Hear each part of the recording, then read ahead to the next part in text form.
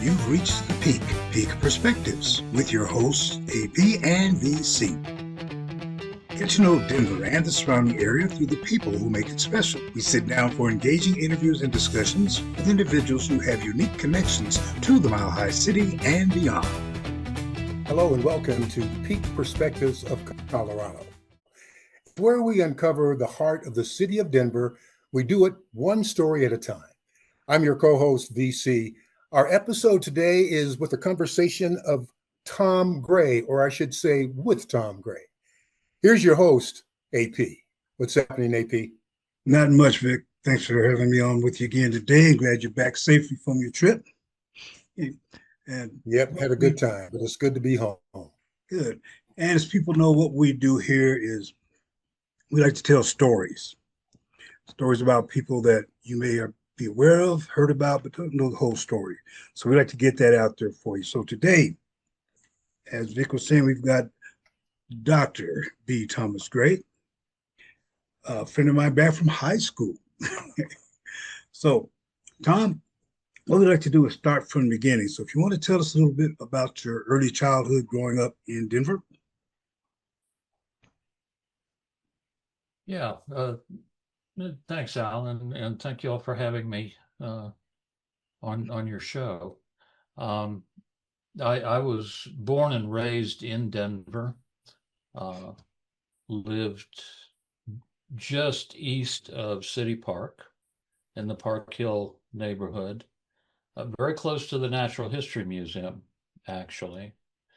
And my parents parted ways when I was pretty young, at like 4 or 5 years old.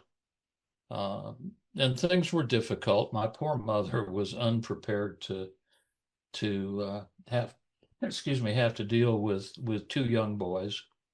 The museum, of course, it was free for kids at that time. Mm-hmm.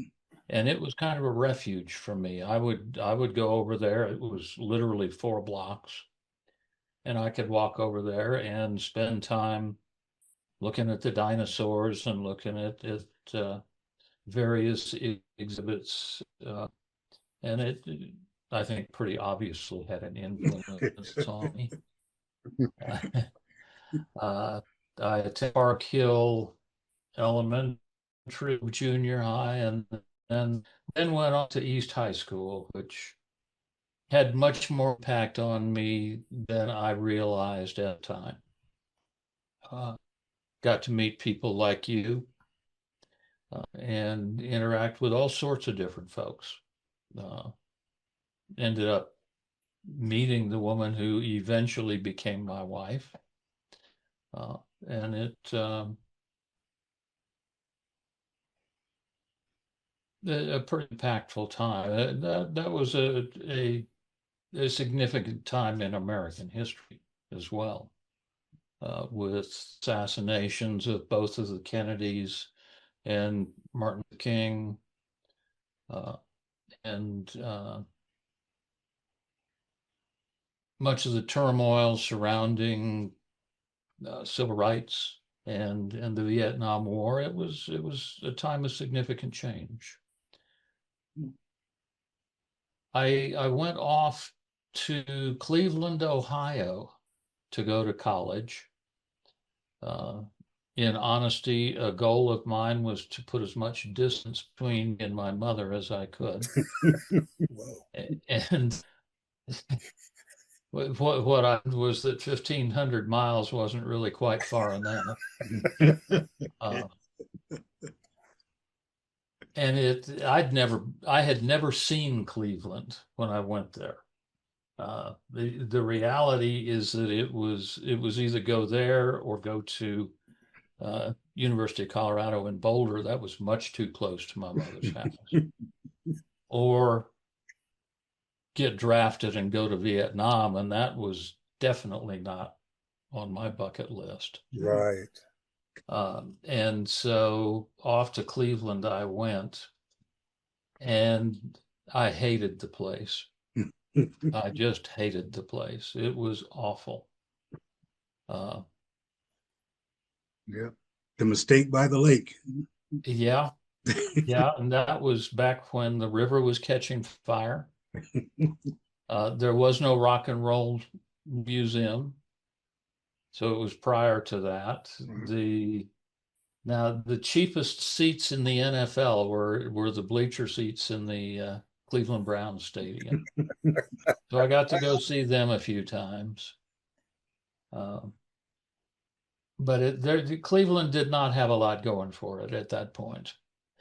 At the same time, the university there had just started an anthropology department. One of the things that happened to me at East was that I took an ancient history class from Mr. Price Smith, who had a profound influence on me and what I wanted to do. It stirred a strong interest in archaeology for me. And what I learned right before I went off to Cleveland is that archaeology in the United States is considered a subfield of anthropology. And so university just started a brand new anthropology department. They brought in several new faculty members. And I walked in the door and said, I'm interested in anthropology. And they thought that was just fine because they didn't have students at that time. So I was one of their first students. That was kind of stuck with me. That was Case Western, correct? Yeah. It was, they kept giving me opportunities that I just couldn't refuse. I got to do field work in some very interesting places. I spent a summer in Guatemala on a Mayan site. I worked in various locations here in the United States, New Mexico, Ohio, Florida, Tennessee. And they had a special program at that school where if you did well in your major field, that you could essentially enter graduate school when you were a senior.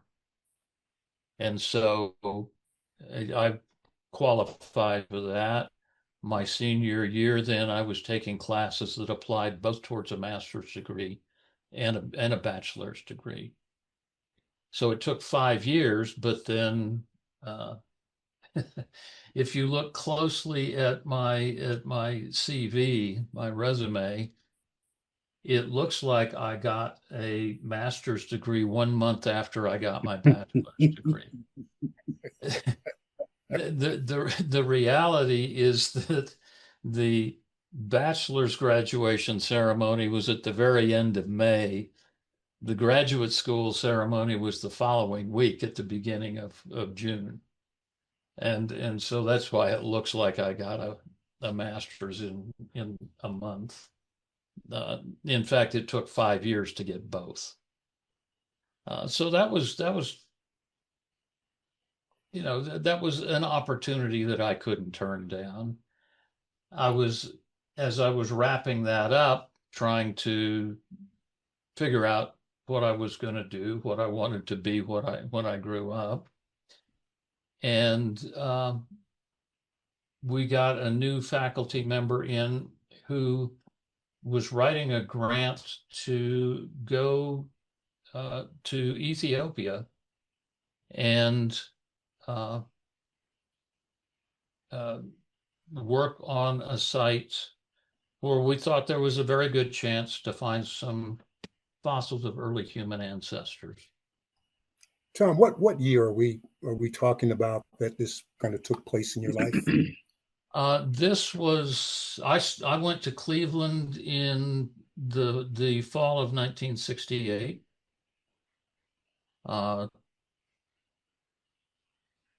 This was the fall of 1972. I was wrapping things up, and this new faculty member called me into his office and asked me if I would like to be the field director on this project. And that was something that was like wildest dreams kind of thing. There was no way that I could say no to something like that. It meant staying in Cleveland, but so be it. In reality, and I think this is how I survived all that time in Cleveland, is that I was never there for more than 18 months at a stretch without being gone for at least a month. So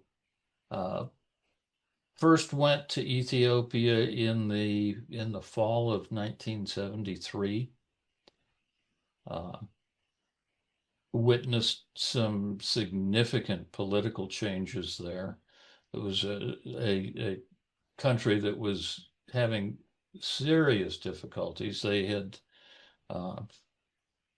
there had been a severe famine, so a lot of starvation in much of the country.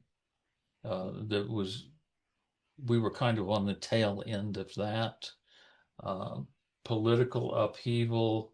A gentleman named Haile Selassie had been the emperor of Ethiopia for decades. Right. He masterminded a tourism campaign that was based on Ethiopia as the oldest Christian empire in the world.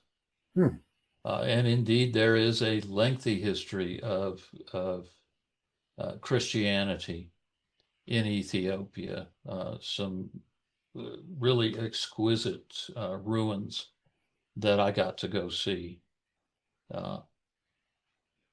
What he ignored, though, and what he tried to suppress is that almost half of the population of Ethiopia is Muslim.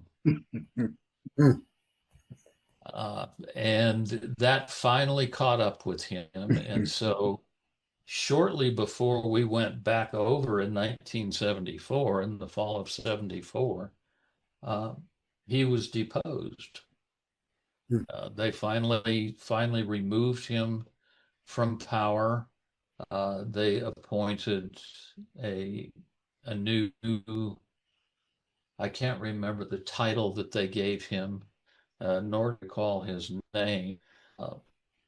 But while we were actually out in the field, we were working at a site that was a full day's drive from the capital. It was literally in the middle of nowhere.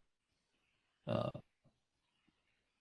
this was 1974. Correct. And in the middle of nowhere, what happened? Well, we're one late one afternoon. The Ministry of Culture required us to hire one of their staff members to come along to observe, that's not uncommon in those kinds of situations. And this guy was very sharp, and he became an excellent fossil hunter, actually. And he came out of his tent this one afternoon and tells us that the whatever the leader's title was, removed by the military. Wow. And so there's all this upheaval going on in the capital city. We don't know really with any detail what was going on. So we just kept going, kept doing our stuff. It's up until that point, Ethiopia had been backed by the U.S. and of course the U.S. was trying to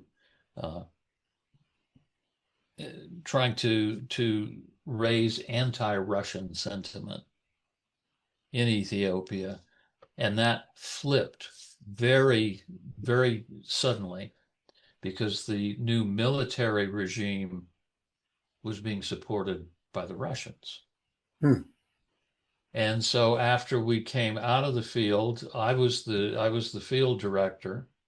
We're back in the capital city, and I was the guy who got left behind to pick up all the pieces and make sure things got stored properly and fossils got shipped off to where they needed to go, and all of the other detail stuff.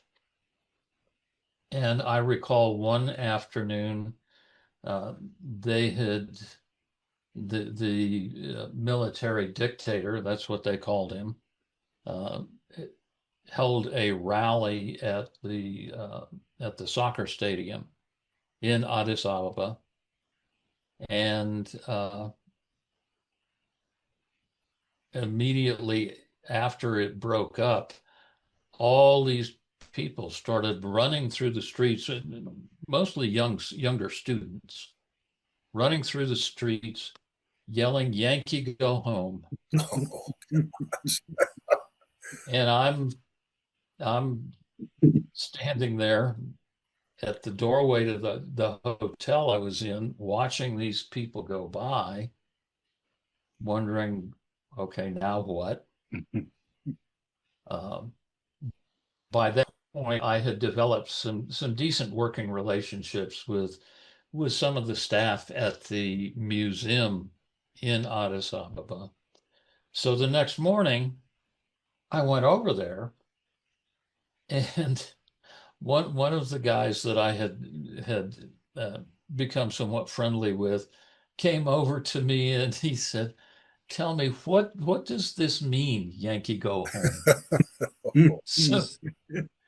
So my guess is that most of the people that were running through the streets didn't really know quite what it was all about. But it was unsettling at the time. Now, of course, the biggest thing was that it was that year when we found the fossil that became known as Lucy. Lucy was 40% of the skeleton of a female. She was an adult. She stood just over 3 feet tall. And was much like what our earliest ancestors probably were looking like at that point. She walked upright, but she had a small brain. And if we saw her walking down the street today, we would think, well, there's some familiarity there. You would certainly look twice, but you wouldn't necessarily recognize it as your cousin. Well, you haven't seen some of my cousins, I guess. Yeah, I've seen them. You've seen them, AP. I've got some cousins like that too.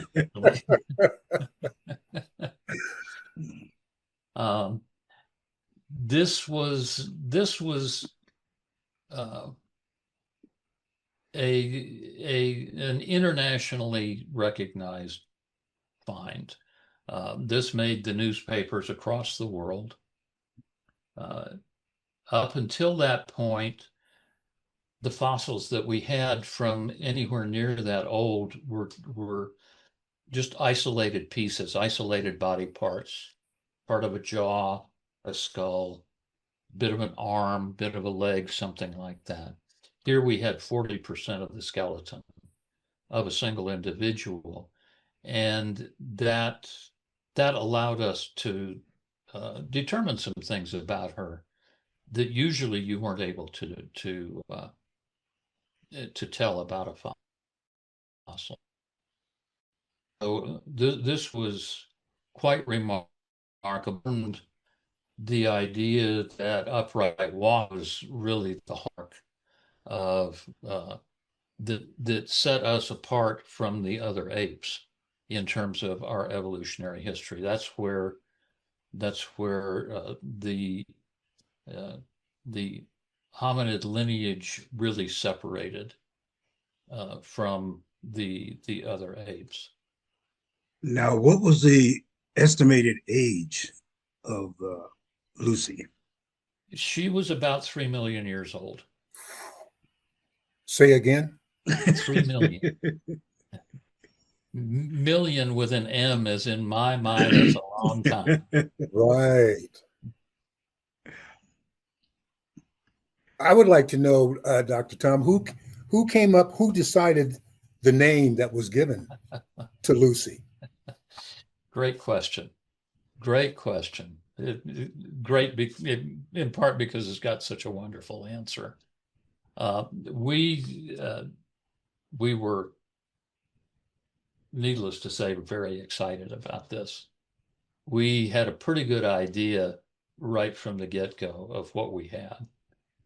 And so we were celebrating that evening. And a sign of the times, a sign of how long ago this was, we had a cassette tape deck with us, just one of those little tape players. And somebody put on a Beatles tape, and the song Lucy in the Sky with Diamonds came on. And somebody, and no one remembers who it was who said this, but somebody said, we ought to call her Lucy. And it stuck. Oh. We remembered that. We didn't remember who said it, but the name stuck. Now, the Ethiopians gave her a different name. The Ethiopians call her Dinknesh, which I think means wonderful one. And so that's the name that they prefer. But she's really known to most of the world as Lucy. I was reading in your bio that I guess your supervisor at the time, not surprisingly, tried to take credit for the entire find. What happened with that? Yeah. People over the years asked me, what was it like to a discovery like that? Something that really is world changing. And I've never really come up with an answer to that question, probably because it was just awe-inspiring. But I also had a sneaking feeling as to how this was going to be out. Unfortunately, my dissertation chair, the guy who had invited me to join this project in the first place, he shares a number of personality traits, less endearing personality traits, with our current president.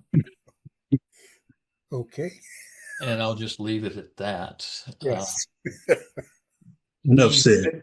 Yeah, he very quickly, and I'll give you an idea of how it really went. The next morning, we went back out there to investigate the location a little further and to take a bunch of pictures. And it was about a 30-minute drive from our camp to get to this location. And as soon as we got out of the vehicles, he turned to me and he said, I forgot the film. And he sent me back to camp to get the film. Okay. And of course, by then the writing was on the wall. For me, I knew how this was going to go. He has very consistently tried to minimize or even eliminate any role that I played in any of this, which disappointing. I recall a conversation I had with a psychology professor many years later. This was,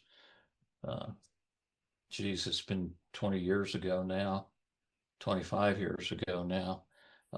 But he kept asking me, well, didn't it piss you off? And yeah, of course it did. But by that point, it's been 50 years since we found Lucy. I've had some time to deal with that, and didn't want to stay pissed off for 50 years. Right. That's not good, to be that angry for that long. And so I had to find some ways to just accept that for what it is. Well, all was lost because of that. In having I understand, again in your bio, that there was also Yeah. that was named after you. Yes. Can you talk a little bit about that? Thank you for bringing that up. That, yeah, Ahmad had shifted fields altogether. And it had come back to Colorado, in fact. I was sitting in my office, minding my own business one afternoon, and I got a phone call from a paleontologist down in Texas. And he said that this French paleontologist that I had met briefly, those many years ago, he said the guy had been trying to get a hold of me because he had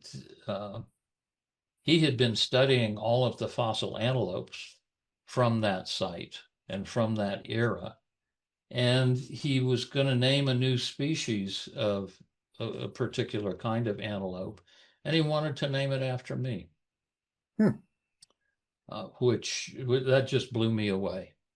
I was deeply honored, shocked as hell, but deeply honored that he would think of that. And what he also told me was that the British gentleman who had taught me way back when about fossil antelopes had endorsed this idea.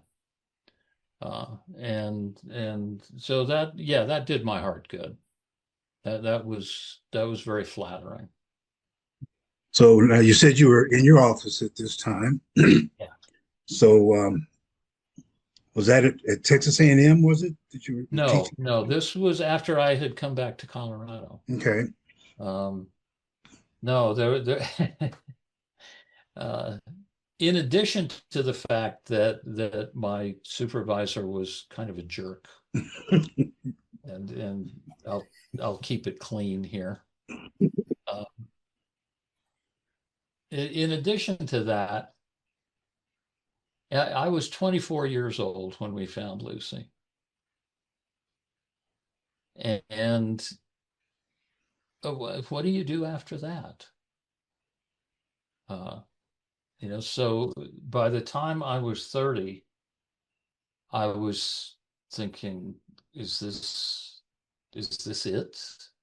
I had, by that point, I was teaching full time at what is now State University in South Texas. It used to be called Southwest Texas, and their only claim to fame is that's where Lyndon Johnson went to college.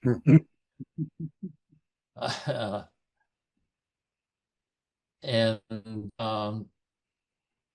so I was dabbling a bit in Central Texas, which is really boring, does not hold a candle to 3 million-year-old human ancestor fossils. Right. Yeah. And I'm thinking, there's got to be more to life than just this. And I was really quite discontent, and I drifted some. I was not happy. I did, as part of my teaching duties, I had taken on some academic counseling duties, and I kind of enjoyed it. I much to my surprise, I enjoyed working with the students on that kind of a level and sort of helping them find their way through college, through through the university, through the process of getting a higher education. And it seemed like I did a decent job at it. And so eventually I decided I wanted to shift away from anthropology because I didn't think there was anything more for me there. And the quickest way, I was not independently wealthy, so I couldn't go for too long without some kind of income.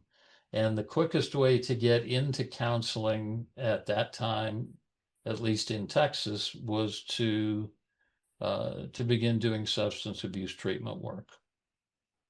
And so I did take a little bit of time off. I got some pretty intensive training, and I got a job working in a halfway house, doing counseling work, and it progressed from there. I got hired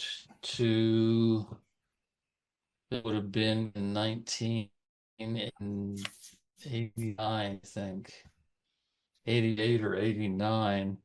I got hired to set up an outpatient substance abuse treatment program in college in Texas, which is where Texas A&M University.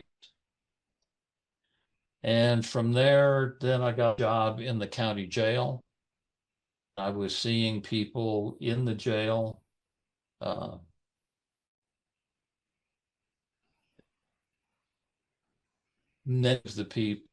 Probably most of the people that I saw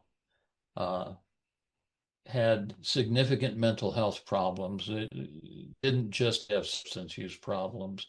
They had their mental health issues as well. And the scary thing is that it took me 2 years to figure out I really was totally unprepared to deal with all of that. I was in way over my depth. So I finally realized that I had to either go back to school and get some more training or find something else to do. And at that stage in my life, I had no idea what on earth what else I might have done. So I went back to school, and fortunately was accepted. It took a little while, but I got accepted into a doctoral program at Texas A&M University.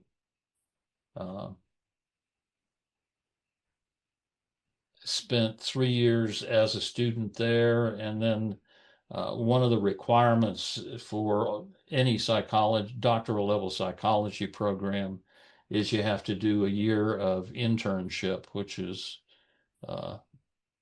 poorly paid and highly intensively supervised work in any of a number of locations. I ended up at the state hospital in Austin, Texas. And midway through the year, the director of training walked into our seminar one morning and said, "Does anyone want to go work up in Vernon?" Vernon, Texas is a little tiny town up in very far north, central-ish Texas. It sits about halfway between Fort Worth and Amarillo. There is nothing there except for the maximum security forensic hospital. So that's where all of the criminally insane people in Texas were sent. And I said, Yeah, I'd like to go there. And that was my entry into the world of forensic psychology. John, could you explain what forensic psychology is? Sure. Yeah. Strictly speaking, forensic psychology is applying psychological information to legal issues, usually to help a judge or a jury to make a proper decision in a case. Most of what I have done has been making recommendations as to whether I thought somebody was ready to go back to court. Were they stable enough as medically, psychiatrically, to be able to manage going back to court? Or were they legally insane at the time they did whatever they are accused of doing? That's most of what I've done. I've done some risk assessments, usually in relation to death penalty cases. Fortunately, we don't have that in Colorado anymore, since the death penalty was repealed several years ago. And on the side, I've done some guardianship cases, just evaluate someone and make a recommendation to the judge. Does this person need a guardian to help them look after their interests? Tom, in terms of the evaluations, one of the most, well, for me anyway, one of the more famous ones you were involved with was the Boulder King Soopers shooter. And what was your involvement in that exactly? That one, let me lay a little background on that, if I could. Mhm. In 2006, I got, I was offered a position at the state hospital in Pueblo. At that time, I'd been in Vernon for 7 years, and that was about enough in that little town.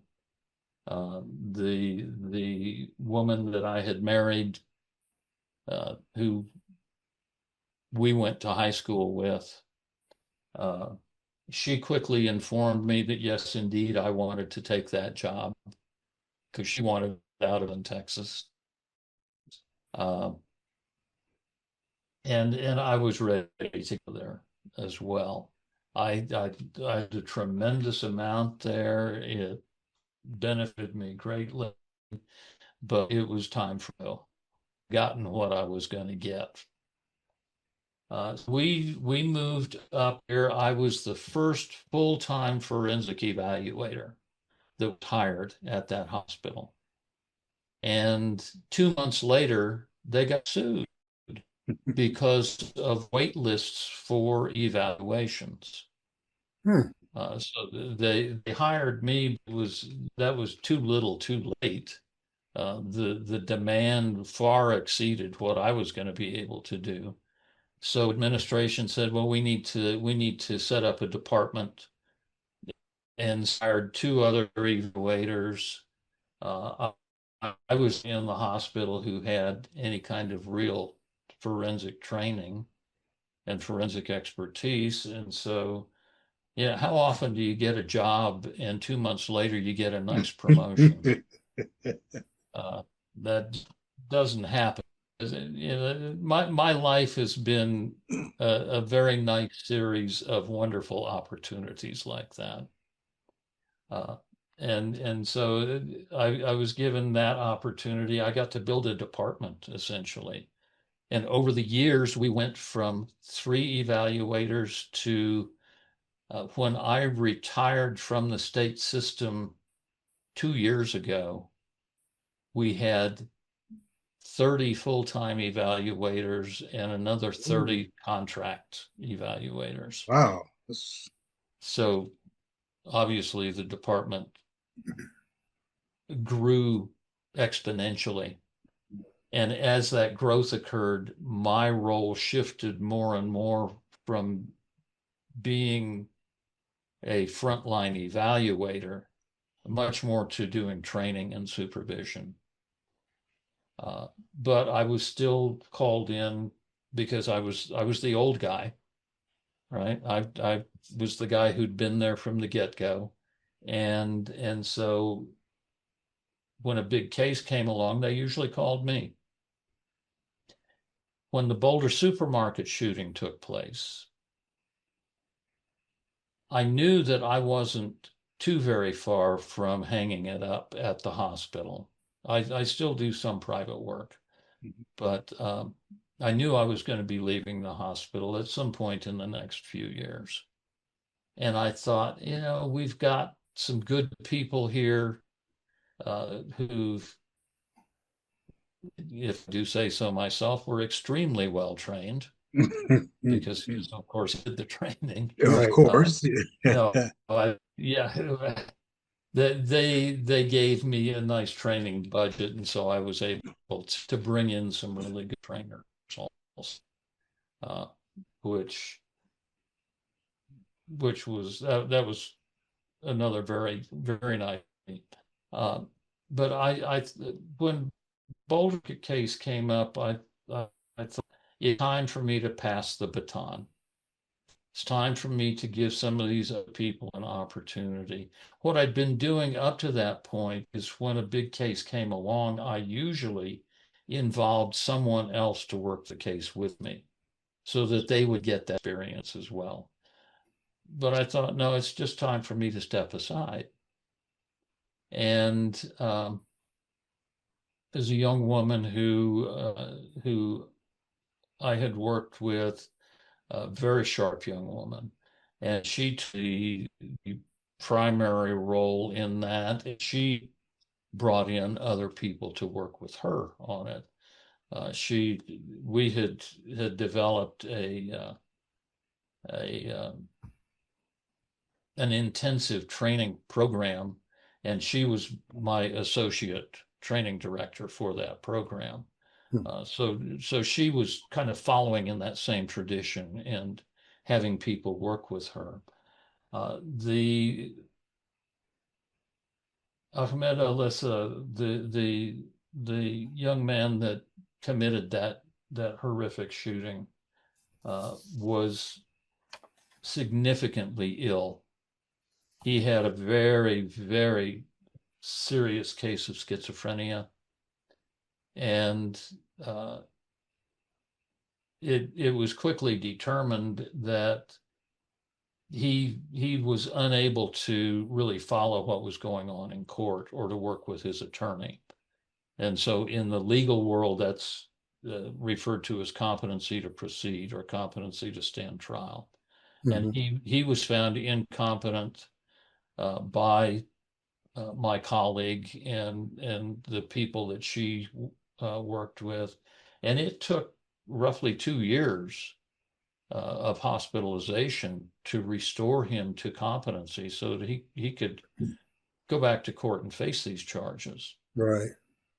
Once he was restored, then a plea of not guilty by reason of insanity was entered for him. And I'm sorry, Al, to be so circuitous in answering your question. No, that's quite all right. But that's when I was drugged back into this, really. I had retired officially, and literally a month after I retired, I get a phone call from the director of forensic services saying she wants to put me on a contract to do the sanity evaluation on this man, working together with the young woman who had been the associate training director with me. So I thought, okay, I'll do it. My wife still thinks it's a good idea for me to bring in extra money. So yeah, it works here as well. Yeah. That seems to be a universal, I think. Dr. Tom, has there ever been a time where your evaluation did what you thought? Yeah. Yeah. Um,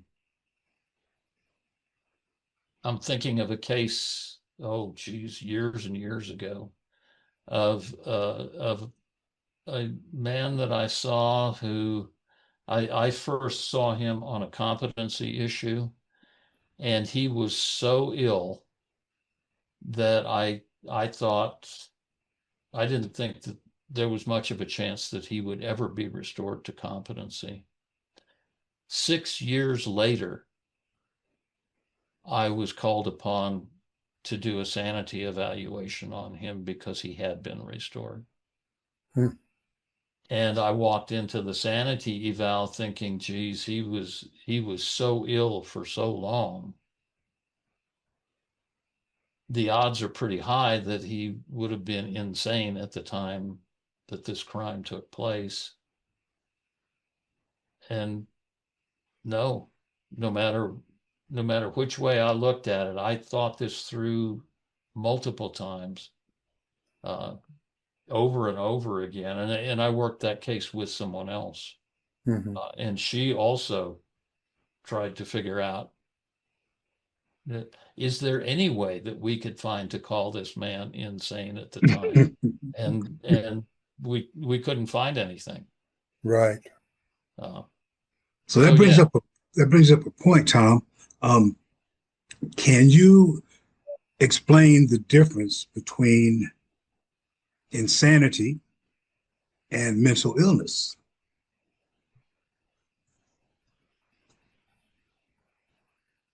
yes, but probably not terribly well.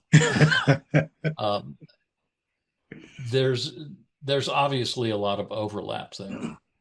Mental illness is essentially a medical concept, uh, and the whole notion of mental illness, indication of different kinds of mental illness, and so forth.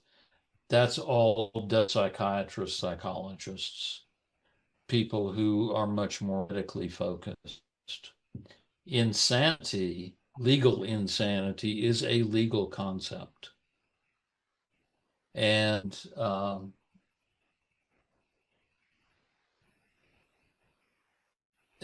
there's a book, uh, it's entitled Psychological Evaluations for the Courts, that is one of our Bibles, if you will. It's a book that any decent forensic psychology has looked at closely, uh, and repeatedly, because there's a lot in there. It's like 900 pages long or something. Um, and the first chapter in that book is entitled Mental Health and the Law, an Uneasy Alliance. Hmm. Because the mental health issues are developed or have been developed historically by one discipline, one set of professionals, the legal stuff by another set of professionals. Lawyers are trained to think in terms of black and white kinds of concepts. You're either guilty or not guilty. You're Mhm. sane or you're insane. That kind of thing. It's one or the other. Mental health people, on the other hand, are trained in shades of gray. And we subtly and sometimes not so subtly are trained to put a lot of qualifiers in. He may be this, it appears that, using verbiage like that, where we hedge things a bit rather than making definitive black and white kinds of statements.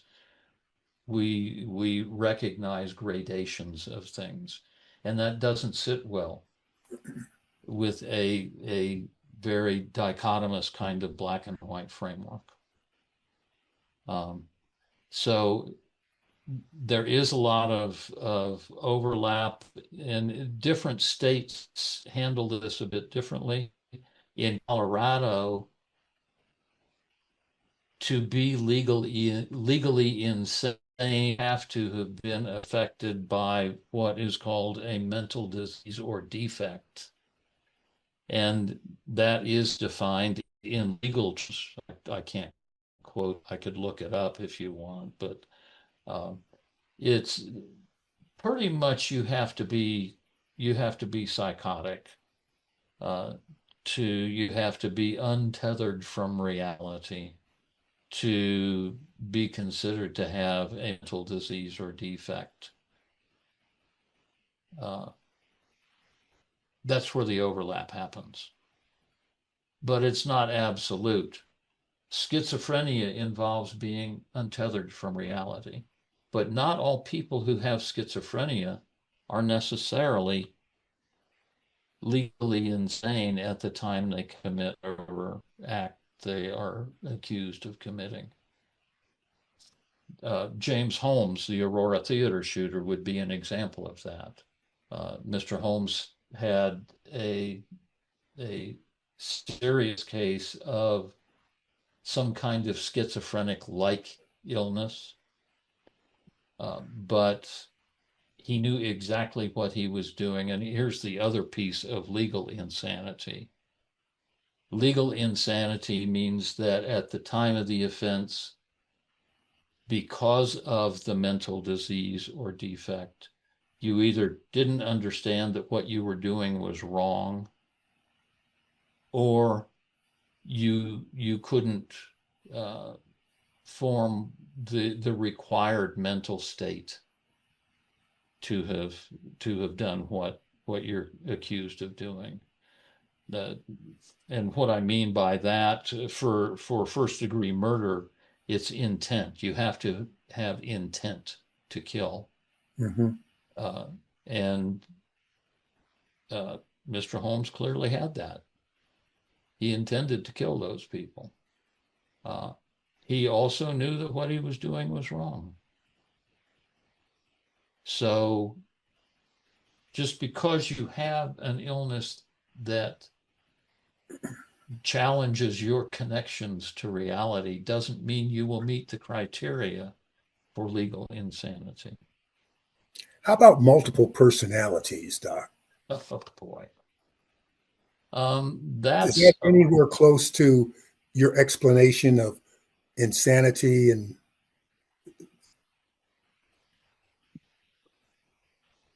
did you have to deal with any cases, yes, evaluations with multiple personalities?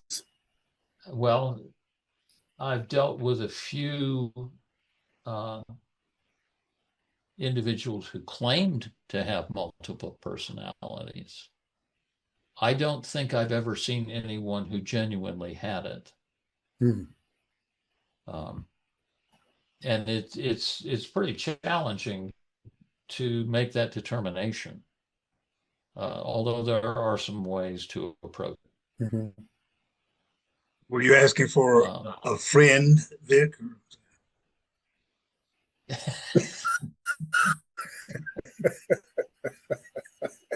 No. Okay, we get back on track.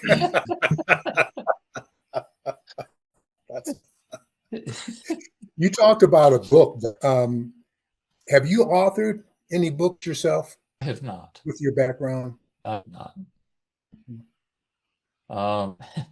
When I finished my first dissertation, I was told that there was a book publisher that was interested in it. By that point, I was so sick of it. I was so tired of dealing with that topic. I couldn't even bring myself to do that. So there went my opportunity, I guess, to publish a book. Well, Tom, thank you for your time. It's been quite enlightening. Quite a career or two. You know? And so now that you have officially retired, what are you doing with life? Well, I do, as I said, I do some private work. In fact, I just earlier today talked with an attorney about a case that I guess I'll be working on. And so I still Dabble. I keep my hand in. I still do a little bit of work, but nowhere near the pace that I used to maintain. You know, my mother was a librarian, and so that's my excuse. I never met a used bookstore I didn't love, uh, and when I retired, uh, I had to go find a small private office to rent just to put the books in. Wow. And in truth, a lot of these books I still use for different cases that I work on. So I got to make enough money to pay for the rent on the office and the internet Right. and all of that kind of thing. But I make enough to pay for Christmas and I've got now an 8-year-old granddaughter that still loves her grandpa, so that's important. And I spend time making big pieces of wood into smaller pieces of wood. Uh, and I cut it twice and it's still too short. Work pieces get flung across the shop and all those words you can't say on television. Right. I hear you. All right. Well, again, thank you, Tom. Appreciate your time. Yes, sir. Yeah, And thank you for having we will me. be The honor has been mine, gentlemen. but we'll stay in touch and hope to see you again soon. Likewise, yes. And again, Wonderful. for everyone who joined us, thank you so much for joining us here on Peak Perspectives. That's with an S of Colorado, where we really uncover the heart of Denver. One story at a time, as you heard today with our Dr. Tom Gray. If you'd like additional information, go to our website. It's Peak Perspective, S with an S, .c at gmail.com. Dr. Tom Gray, again, it was a pleasure just listening to your fascinating stories and your career, and welcome you back at some time again in the future. I would be honored to do that. Thank you.